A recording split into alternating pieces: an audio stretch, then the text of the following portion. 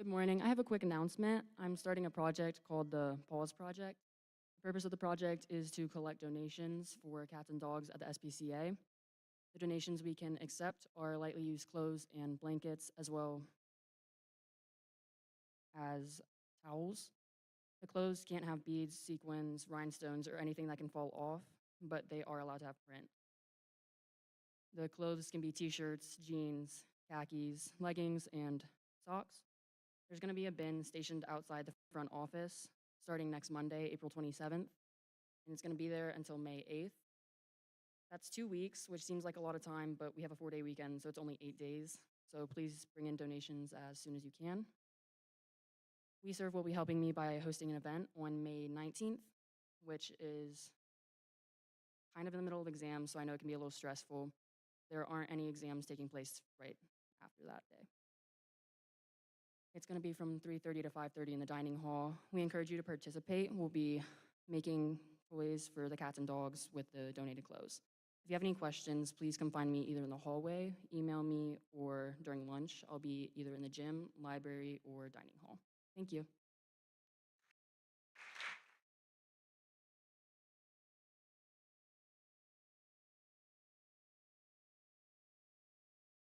Good morning, everyone.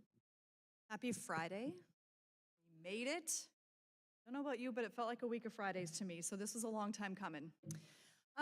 So we have kind of sprinkled throughout this trimester, considered and talked about and had guest speakers kind of centering around or magnetizing around this idea that we talked about in James chapter 3:18, which says, the fruits of righteousness are harvested in peace by those who sow in peace. So that challenge of if we want to see peace, we need to live peacefully. If we want justice, we need to live justly. And we've heard from a variety of people. We are gifted today with the presence of a couple more guest speakers representing Mennonite Action. So we have Celia Acosta and Shauna Hurst who are going to come share with us today. So let's open with a word of prayer, and then the mic is yours. God, we are so grateful for beautiful, sunshiny mornings. We are grateful for coming rest in a weekend. We are grateful for guests who are willing to come spend time with us and share with us in this space. Please open our minds and our hearts to hear what they have to share. Amen.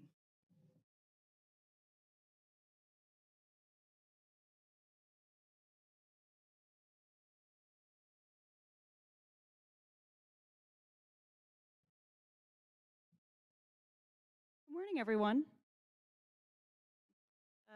My name is Ciela Acosta, and I am a junior peace building and development major at EMU, and I have a minor in music.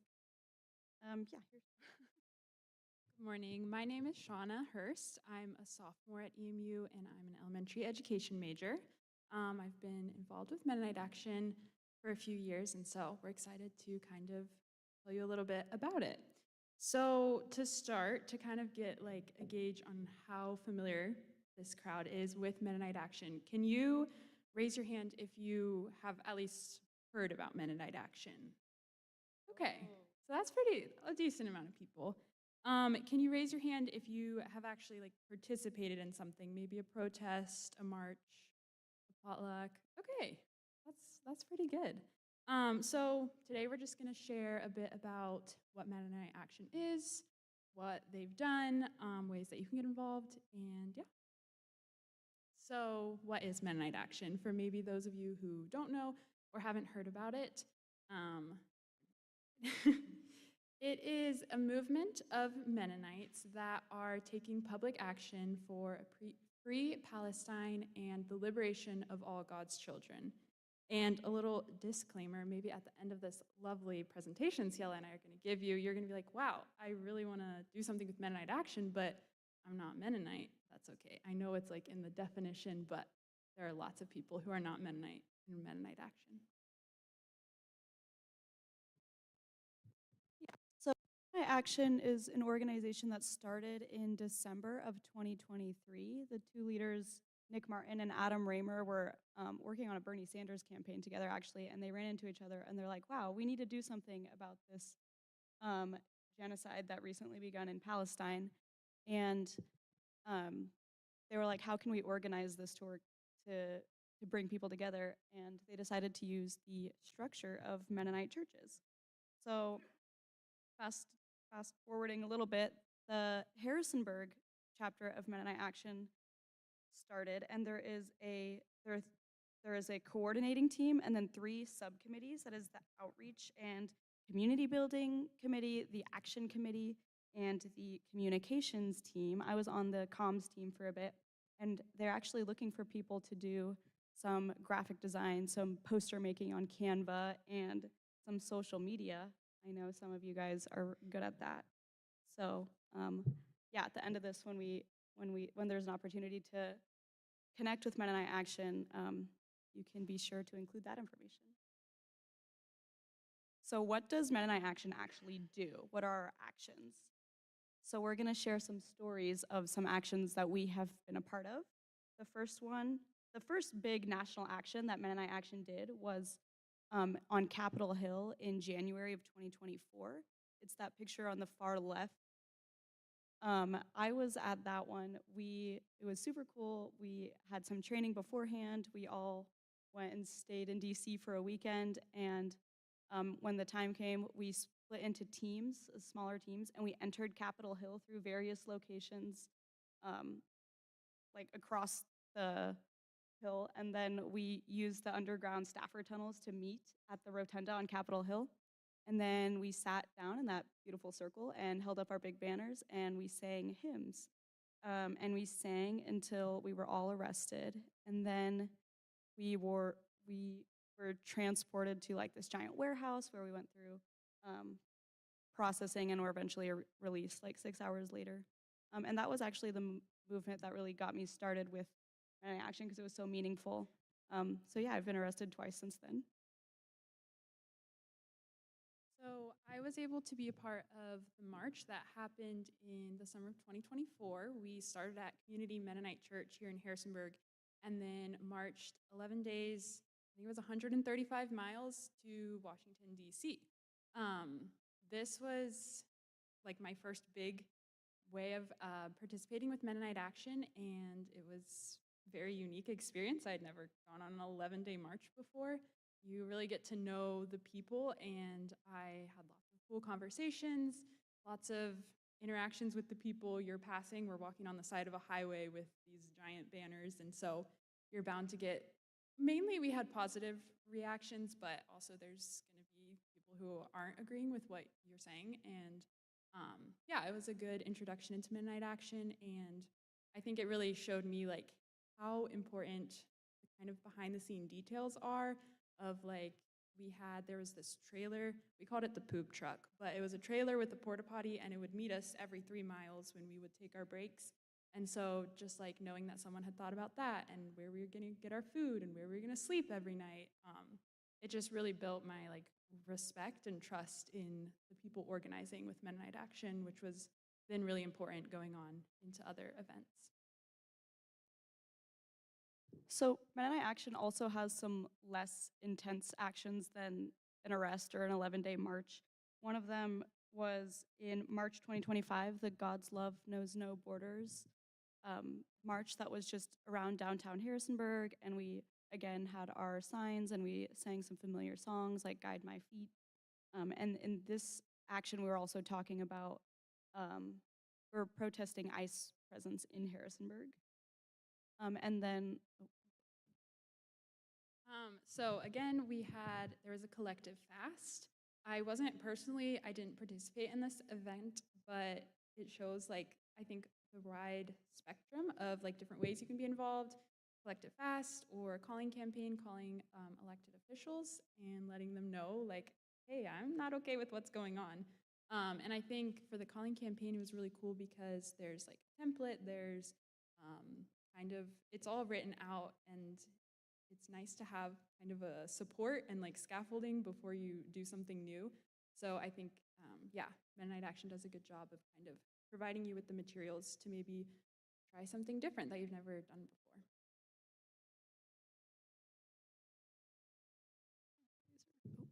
I think I accidentally turned on the laser who was helping me with that earlier. Another thing that we've done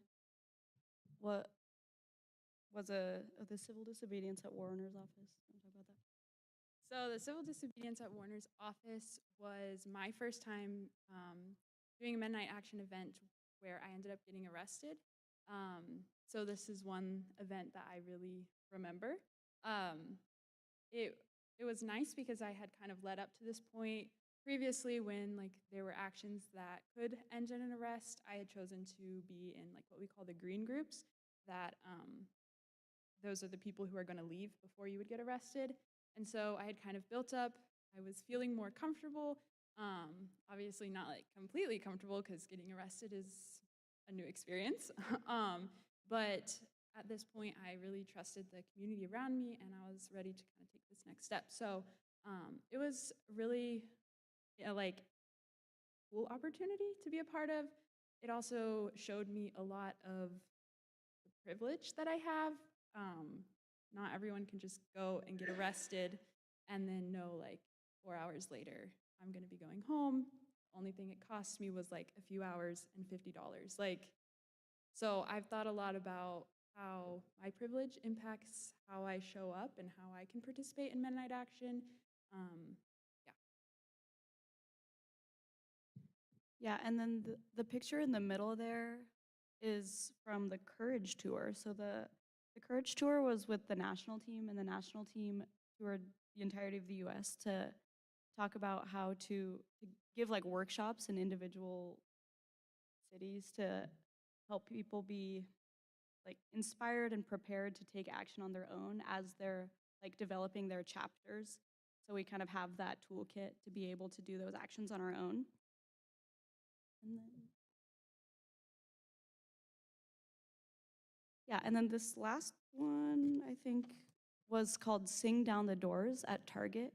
And I was able to be a music leader for that action. And I know some of you are music leaders, so can potentially use that skill with Mennonite Action. And we just walked into Target. We were all pretending to be like shopping and just wandering around the aisles. And we were all in our like signal group chats. We had some team leads that were gonna tell everybody when to go, and they texted like right at 10 o'clock or whenever we decided the time was. They were like, okay, go. And then the music leaders, we stood like right in front of where you check out at Target, and we just started singing the song. These songs are more connected to the protests in Minnesota that have been happening. Like this is for our neighbors who are locked inside. And then everybody slowly like gathered. There was over 100 of us, I think, just singing in Target until they told us to leave or we would be arrested, and then we left.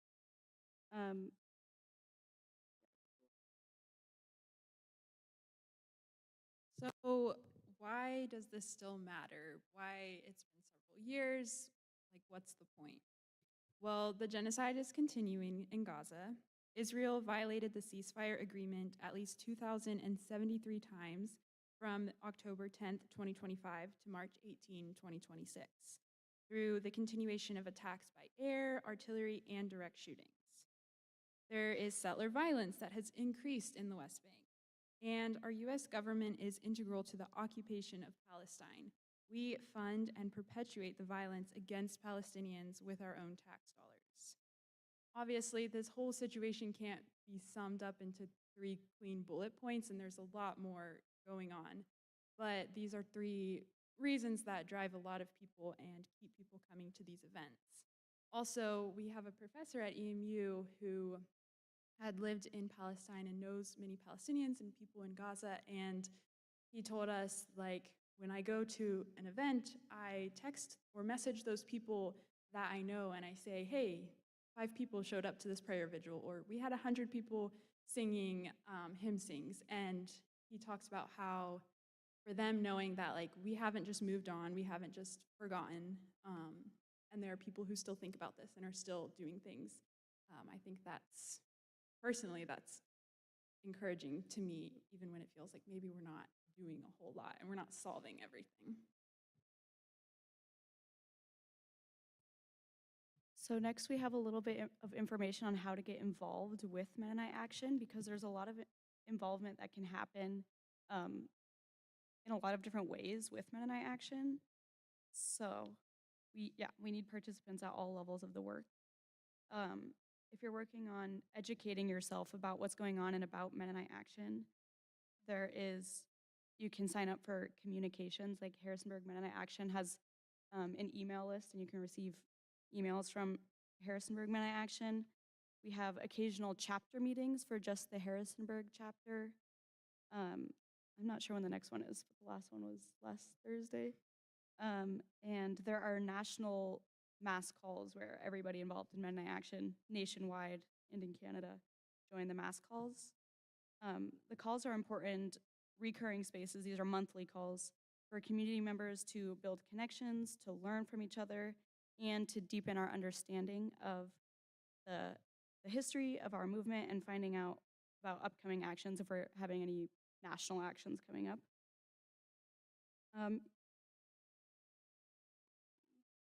Yeah, and then occasionally, locally, we have some potlucks just to connect with one another, do some networking, and like smaller marches that we talked about. I took that picture on the right. That was a good potluck. Look at all that great food. Um, too far. And then another good way is to invest your time. So your gifts before, during, or after actions, like we are not leadership in Mennonite Action, but we can come here and share about Mennonite Action at chapel, or things like being involved in the comms team, graphic design, leading music. There are a lot of ways to involve yourself with the gifts that you have, or by joining a committee. Again, there's the outreach team, the action team, and the comms team, and they're like low-key teams, once a month-ish meetings, and they're really good people. And we could totally use you on those teams. Thank you so much for having us.